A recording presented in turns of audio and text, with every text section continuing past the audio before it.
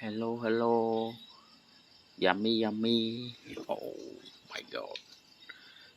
Cái này bàn dành món linh với mặt tê. Ôi, chẳng hạn nha.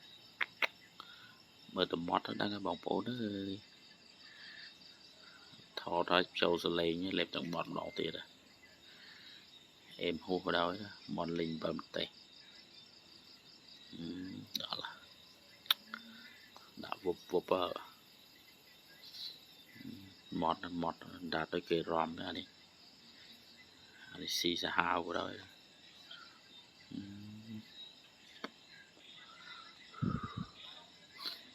Mở đã vọc vọc. Bứt nè bứt. Sắp bài bảo bố nó nghe fan chui subscribe channel mẹ môi phong để bây miền cầm lăng chặt thưa video bảo bố sợ tổng mọt nè clean bài mở tầm mọt nó clean á chừng anh chăng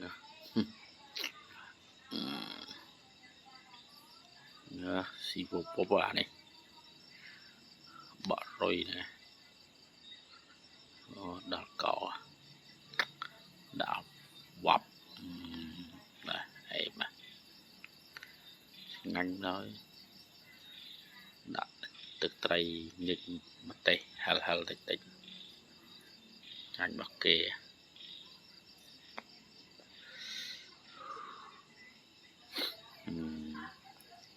to tiết vụp vụp món đó đang ở chẳng anh nha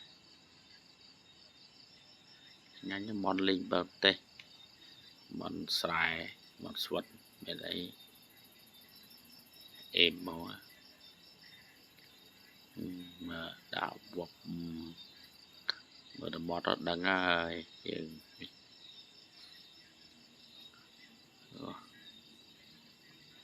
đã lên đáy chẳng anh chưa nhập đáy đã em mà anh này đã là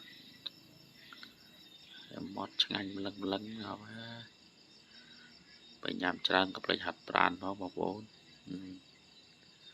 anh này hạt pran nó đây nhằm hạt pran ngày pipe là chẳng cái tục lô cho về nhằm bàn à hạt pran nhằm bàn đôi tè chẳng mở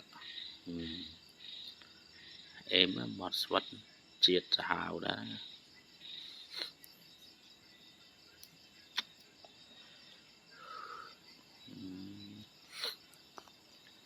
đại vô bên này ấy qua lại tiết giờ ấy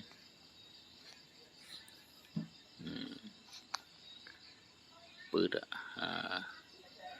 sẽ lấy những khan cho ra tới bóng bồn của mấy ở châu sẽ lấy nha bởi vì nơi chết tè mình cầm bị thi vậy đâu trả thùng bà chạy đâu về lử là chẳng có châu sẽ lấy nha sẽ đập một tê nó ngay nhà nào để chụp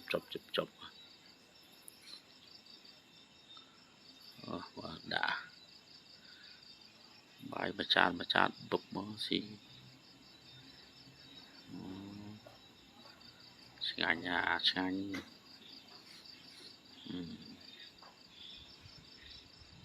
bự đây co lần ruồi nha ha các bạn ta ngao co ruồi nha đã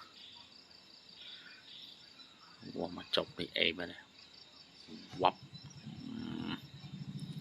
sợ từng mọt thế à em bảo vệ này xì tầm nôn đó là tầm nôn vô tầm men tên đó